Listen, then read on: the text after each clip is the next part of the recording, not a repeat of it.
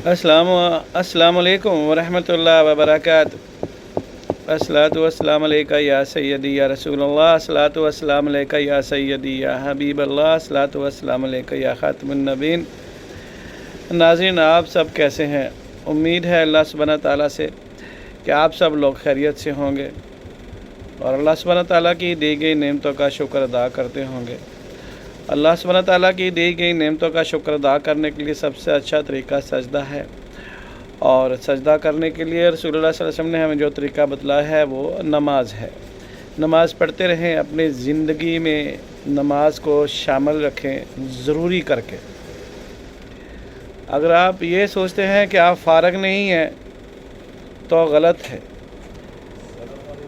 वालेकुम सलाम। फ़ारग वो लोग हैं जो कब्रिस्तान में पहुंच चुके हैं, उनके पास अभी कोई टाइम नहीं है। आपके पास टाइम है, ज़िंदगी है तो सब कुछ है। नमाज के बिना ज़िंदगी नहीं चलेगी। मुश्किलात और वसवसे और टेंशनें, स्ट्रेस आपकी ज़िंदगी में रहेगा। इसलिए हमेशा अपनी ज़िंदगी में नमाज को शामिल हाल रखें। जज़ाकल्लाह खैर। तो आज पीटीआई का जलसा लाहौर में होना था, हो गया, लेकिन पीटीआई लाहौर से ही शुरू हुई थी 2011 में और लाहौर में ही दफन हो गई। इतना शोर करके भी एक छोटी सी जलसी कर पाए पीटीआई वाले, और हुकूमत को और इस्टेब्लिशमेंट को ये फ़ायदा हुआ कि वो तमाम लोग जो मफरूर थे वो अरेस्ट हुए। बहुत सारे लोग अरेस्ट हुए जो पुलिस से मफरूर थे या पुलिस को मतलूब थे। तो ये कड़की लगा कर रखी थी जनाब पुलिस वालों ने, इस्टेब्लिशमेंट वालों ने, और इसलिए जलसे की इजाज़त दी थी। और पंजाब में बहुत सारे लोग अरेस्ट हुए हैं जो मतलूब थे, जो इश्तिहारी थे, जो मफरूर थे।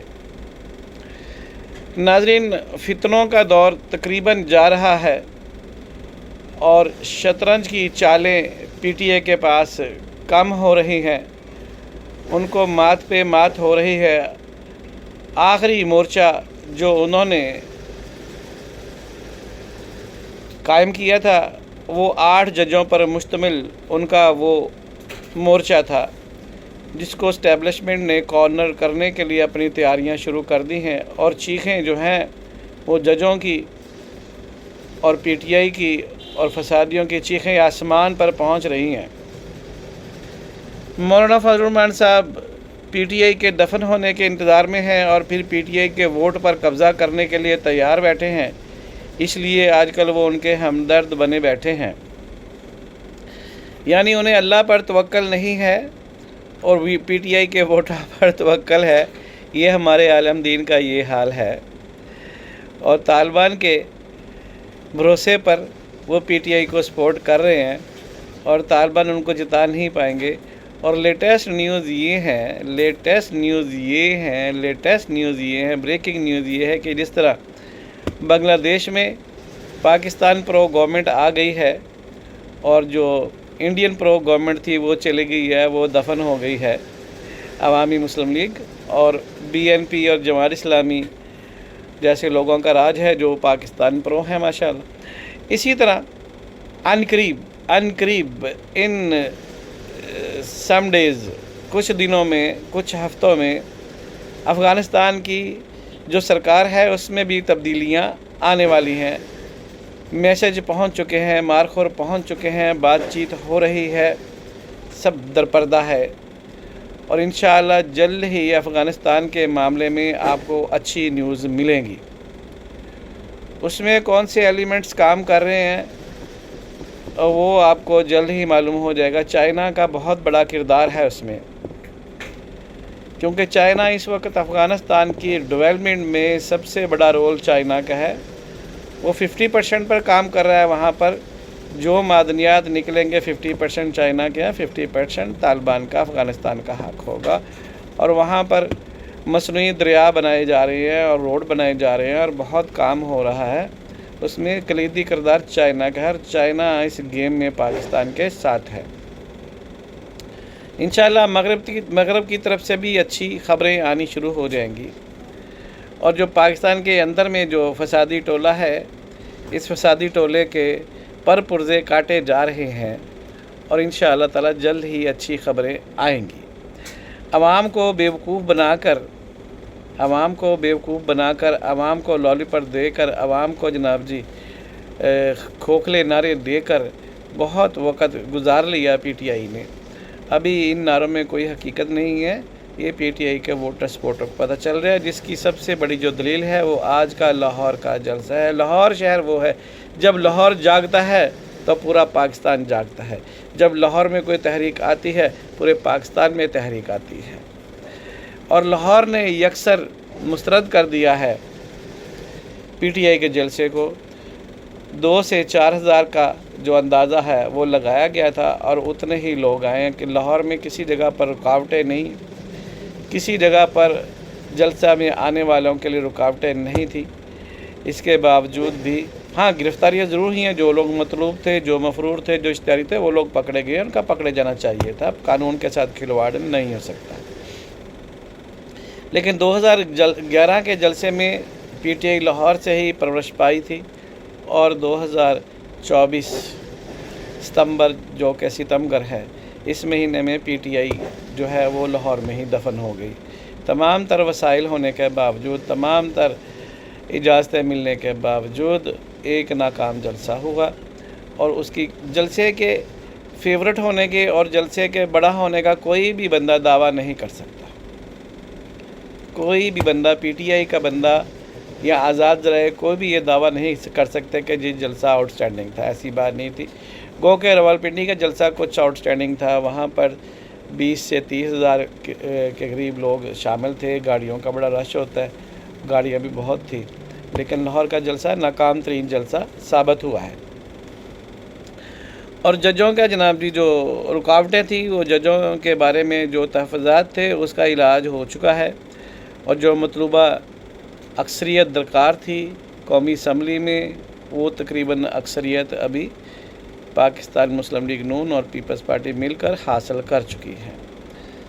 سینٹ میں بھی کوئی بات نہیں، ہمارے پاس بھی کوئی کرنل لیاقت ہوگا جو سینٹ کو بھی مینج کر لے گا۔ آپ کو یاد ہے کہ سینٹ میں جب اپوزیشن کے ووٹ 14 سے 17 ووٹ زیادہ تھے، تو جب بھی وہاں پر ووٹنگ ہوتی تو پی ٹی آئی کا ایجنڈا کامیاب ہوتا اور اس کے بل پاس ہوتے تھے۔ تو کوئی بات نہیں، ہمیں بھی کوئی کرنل لیاقت مل جائے گا، اور انشاءاللہ پھر سینٹ سے بھی یہ بل پاس ہو جائے گا۔ ابھی آرڈیننس کی شکل میں آ چکا ہے۔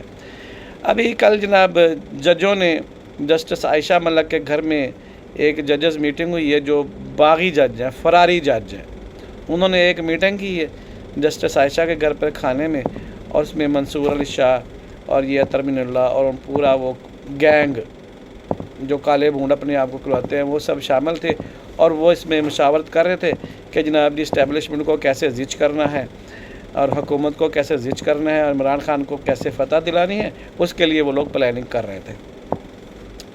اب جب کہ جلد ہی آئینی عدالت وجود میں آ جائے گی، تو سپریم کورٹ کی جو حیثیت، جو ویلیو ہے، وہ پاکستان کی کل مختار کی جو پوزیشن تھی وہ ختم ہو جائے گی۔